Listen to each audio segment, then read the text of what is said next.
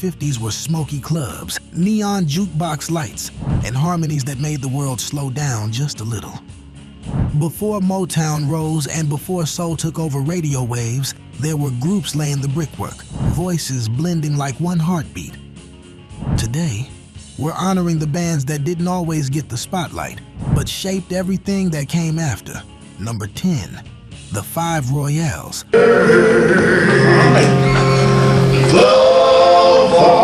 The Five Royales were one of those groups who stood right at the crossroads where gospel grit turned into soul swagger.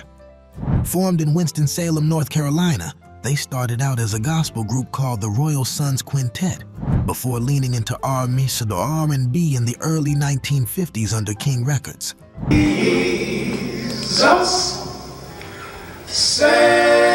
And here's where it gets wild. While they never grabbed national superstardom the way some of their peers did, their fingerprints are everywhere in soul history. Their guitarist, Loman Pauling, was basically a soul architect.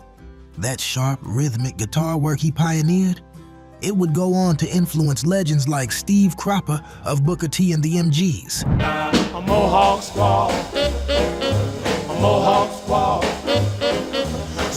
Even James Brown himself covered their song Think, and Ray Charles would later take Tell the Truth and turn it into his own emotional thunderstorm. Picture it, a small packed club, cigarette haze hanging low, and the Five Royales stepping up with harmonies smooth as velvet but gritty enough to sting. It was church and the juke joint meeting on the same stage. Girls tell me not a good thing, even though sometimes. They didn't just sing, they testified. They never got the chart dominance they deserved, but ask any musician who knows their history, and you'll see eyes light up.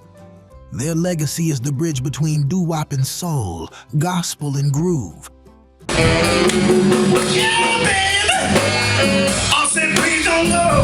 If that was the sound of soul being born, this next band carried that flame into pure harmony magic. Number 9, the Moonglows. The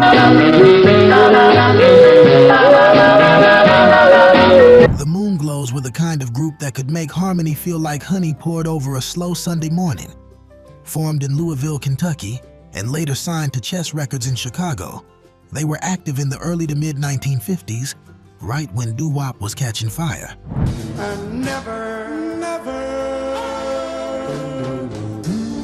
What set them apart was their distinctive blended vocal technique known as blow harmony, where the lead slipped in and out of the group sound rather than standing apart. It was smooth, elegant, and deeply intimate, like a whisper shared across a dance floor. From the start, that you were an angel and you were divine and I... Their breakout hit Sincerely in 1954 landed them high on the R&B charts. But here's the twist. Despite their influence, many casual listeners today don't realize just how foundational they were.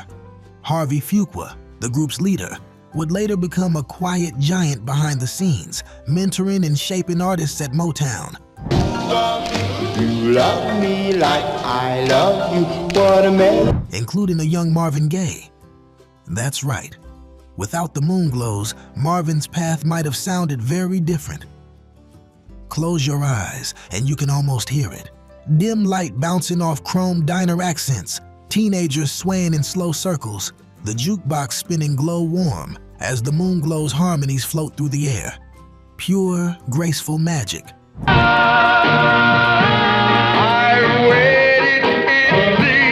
They may not always get headline credit, but the very sound of romantic R&B owes them a debt of gratitude. Tenderness as a genre began right here. If that was the softness of Candlelight Love, this next group brought a more playful, street corner spark. Number 8, the Prisonaires.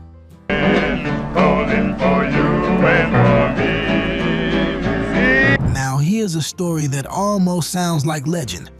The Prisonaires were an R&B vocal group literally formed inside the Tennessee State Penitentiary in the early 1950s.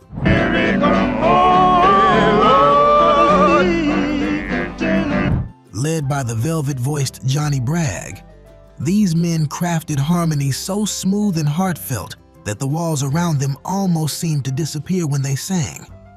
Their breakout song, Just Walking in the Rain, recorded in 1953 on Sun Records, echoed with longing, not just for love, but for freedom. And here's the twist.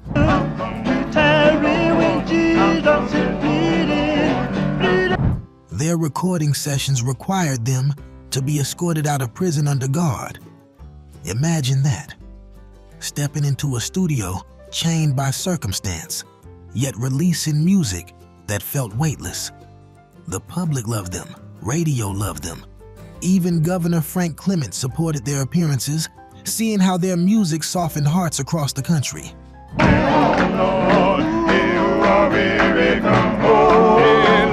The Prisonaires didn't just perform. They humanized soul music before it even had a name. Picture the scene. A warm summer night. The static crackle of a radio on a porch, cicadas in the background, and these voices drifting into the air like a prayer for second chances.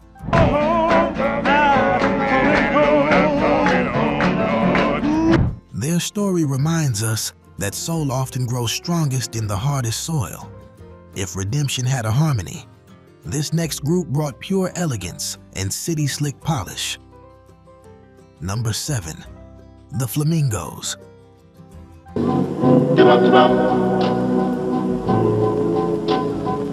The Flamingos were elegance in motion, a group that didn't just sing harmonies, they floated them. Formed in Chicago on the South Side in the early 1950s, their sound was something different right from the start. My heart's on Silky, tightly arranged, and dripping with romantic cool. While many groups of the era leaned raw and gospel-heavy, the Flamingos brought sophistication, velvet suit nightclub glamour before soul even had the language for it. Their breakthrough singles like I'll Be Home and A Kiss From Your Lips showed off their impeccable vocal blend.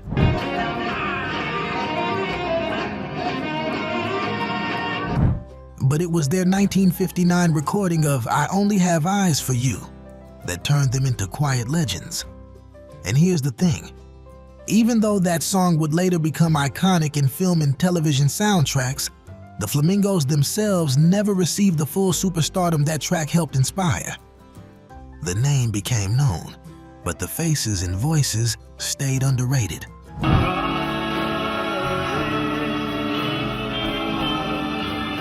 Imagine hearing them for the first time in a dim club. The lights low, a slow spin on the dance floor, and their harmonies swirling like rose-colored smoke. Their style helped set the foundation for groups like The Temptations and the Stylistics, that high, celestial, romantic soul sound.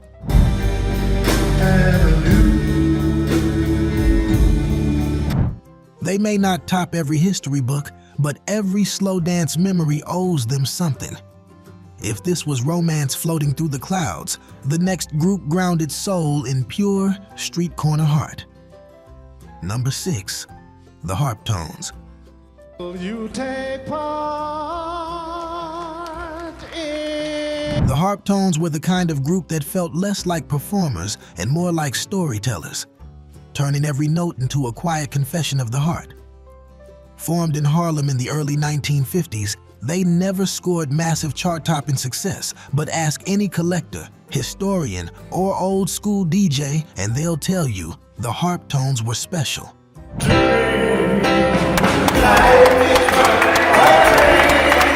They had a sound built around emotion rather than flash. Their lead singer, Willie Winfield, delivered vocals that were smooth but full of ache. The kind of voice that sounded like it had seen love come and go through a dozen New York summers.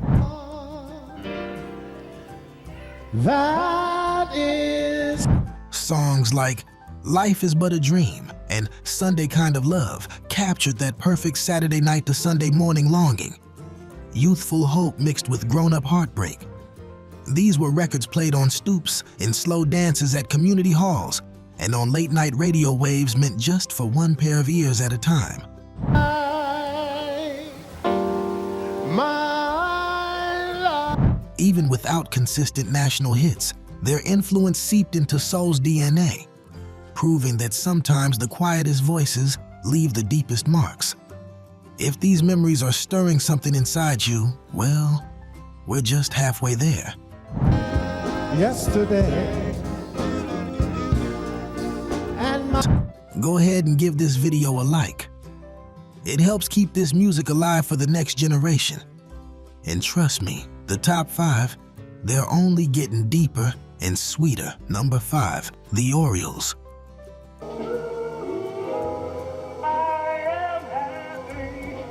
The Orioles were one of the first groups to truly bring gospel warmth into the world of R&B harmony. Formed in Baltimore in the late 1940s and signed to Jubilee Records, they helped bridge the gap between the crooner era and what we now recognize as soul. And I was too far for you. Their sound was intimate, closed mic, heart whispered, almost like they were singing directly into your ear instead of across a stage. Their signature track, Crying in the Chapel, released in 1953, was a slow-burning emotional moment that resonated deeply with listeners long before the phrase soul music had even entered the mainstream vocabulary. Forever will shine. Here's the twist. Even though their version charted beautifully and touched so many, Elvis Presley's later recording overshadowed their groundbreaking original for many generations. But those who were there remember. They remember the way Sonny Till's lead vocals carried heartbreak like a quiet ache. Not dramatic, not showy, but deeply real.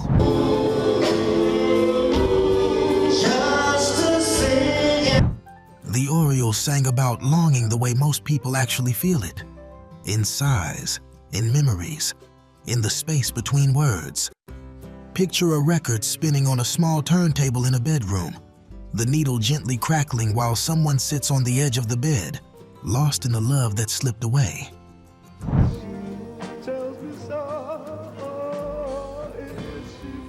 That's the Orioles. They proved that soul didn't need to shout to be powerful. If that was intimate, quiet heartache, this next group brought a smooth sophistication made for late-night radio. Number 4, the Spaniels.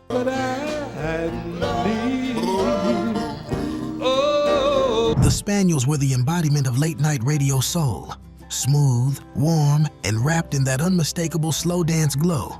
Formed in Gary, Indiana in 1952 and signed to VJ Records, one of the first major black-owned labels in the U.S.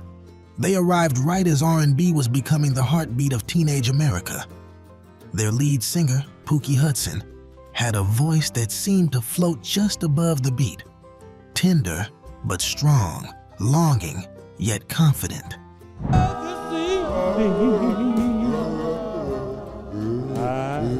Their signature song, Good Night, Sweetheart, Good Night, released in 1954, became the send-off ballad of sock hops, basement parties, and street corner serenades across the country. You'd hear that gentle good night and know the evening was winding down. The record spinning while couples held each other just a little longer, hoping the moment wouldn't end. But here's the thing. While the song became iconic, covers and pop crossovers often overshadowed the group that made it magic. Hate to leave you, I really must say. Yet those who grew up with the Spaniels didn't forget. They remember hearing that tune crackle through transistor radios, echo through school gymnasiums, where every slow dance was a chance to feel grown for just a few minutes. Their harmonies were tender, understated. No flash, no theatrics, just pure feeling.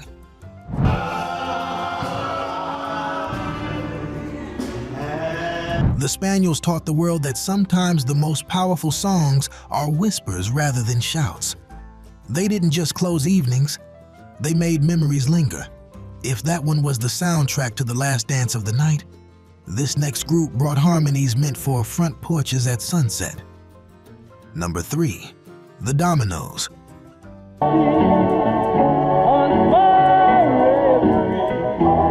The Dominoes were a powerhouse. a group that stood right at the crossroads of R&B, gospel fire, and the earliest sparks of what would become soul. Formed by the legendary vocal coach Billy Ward, they burst onto the scene in the early 1950s with a sound that blended discipline and raw emotion. They were polished, precise, and yet, when they hit those harmonies, they could shake a room to its core. And here's what sets the Dominoes apart.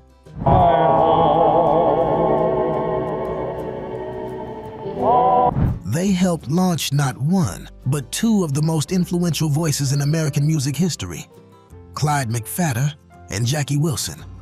Think about that. Both of those once-in-a-generation singers cut their teeth right here, learning how to balance showmanship with heart, power with restraint. Without the Dominoes, the future of soul, especially the passionate vocal fire of the 60s, would sound very different.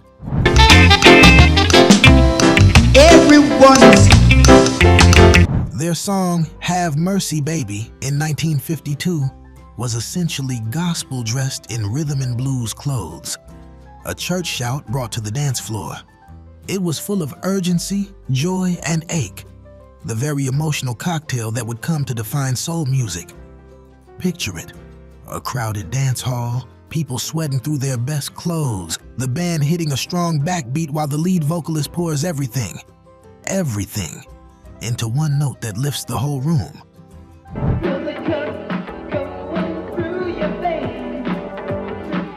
The Dominoes didn't just sing, they ignited. Even if history books don't always place them front and center, their echo can be heard in every passionate soul singer who came after. And if the Dominoes brought the fire, this next group, elevated harmony into something close to heaven. Number 2, the Soul Stirrers. The storm of life keeps on raging. If the Dominoes brought the fire, the Soul Stirrers brought the spirit, the celestial side of what would eventually become soul.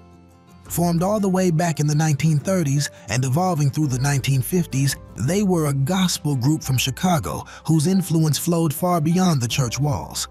Well, now one of these moments, it won't be long. Because here's the key. The Soul Stirrers didn't just inspire soul music. They helped invent its emotional vocabulary. Their harmonies were stacked like stained glass sunlight, warm and holy, but aching with human longing. And in the 1950s, they gained a young lead singer whose voice would change American music forever, Sam Cooke.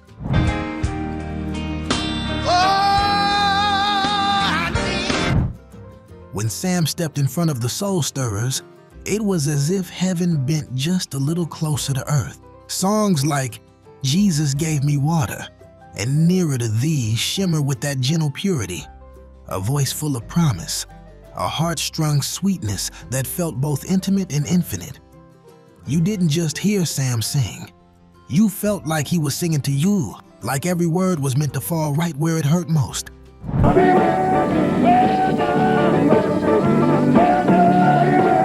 But here's the part that makes their story so important. Without the Soul Stirrers, Sam Cooke never would have learned how to move a crowd's emotions the way he did when he crossed into R&B. The sigh, the cry, the tender glide. He honed all of that right here. Close your eyes and you can still picture it. A small congregation, a wooden fan lazily spinning overhead, sunlight slipping through the windows, and voices rising together.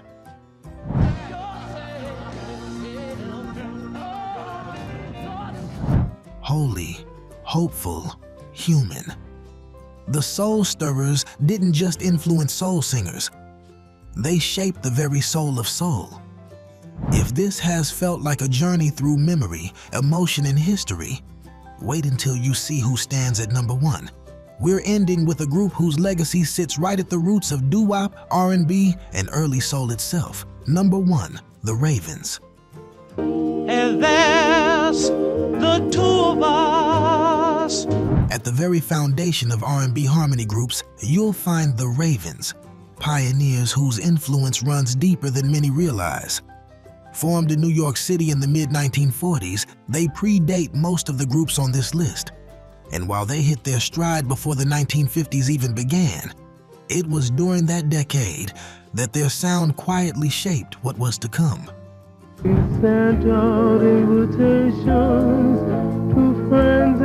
The Ravens broke the mold.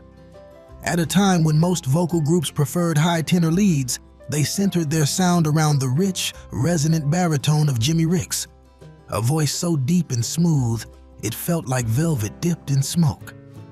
That shift changed everything. Suddenly, the idea of a low lead wasn't just accepted. My paradise was lost.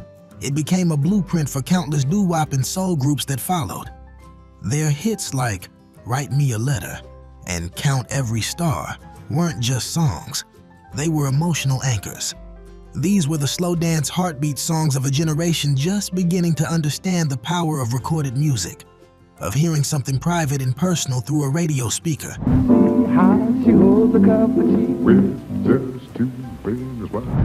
Imagine a room lit only by a table lamp, a couple swaying quietly, the needle sliding across vinyl, and Rick's voice filling every inch of space. Warm, steady, reassuring. The Ravens didn't chase the spotlight. They built the stage that others would later stand on. Oh, my darling, once. Even though they never reached the commercial heights of later groups, their style was the seed that blossomed into doo-wop's golden age and soul's emotional core. Every deep-voiced lead singer who ever made you close your eyes and feel owes something to the Ravens. They were the quiet architects of a sound that would define decades. From prison yard harmonies to church pew crescendos, from smoky jazz clubs to street corner serenades, these were the bands that shaped soul before it had its name. They gave us the emotional blueprint: longing, hope, heartbreak, joy, all wrapped in harmony. Thank you for taking this journey into the hidden roots of soul with us. If you felt something, a memory, a moment, a chill down your spine, go ahead and subscribe to keep this groove alive. We have so many more eras, voices, and stories to explore together.